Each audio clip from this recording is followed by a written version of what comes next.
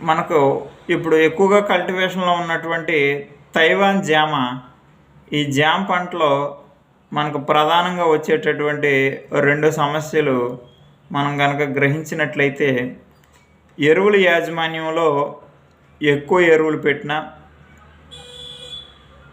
మనకి యూరియాని ఎక్కువ రూపంలో ఉపయోగించినా కూడా మనకి 2 రకాలైనటువంటి ఇబ్బందులు రైతులు ఎక్కువ ఫేస్ చేయడం జరుగుతుంది. ఒకటి, కాయ మీద మచ్చ తెగులు.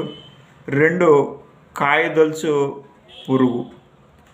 వీటి రెండిటిని అధిగమించాలి అంటే ఖచ్చితంగా జామ తోటకి ఇష్టమైనటువంటి భూమి నుంచి ఎక్కువగా గ్రహిందామని చూసేటటువంటి పోషక పదార్థాలను అందించినప్పుడు మనం వీటి నుండి తప్పించుకోవడం తేలికవుతుంది.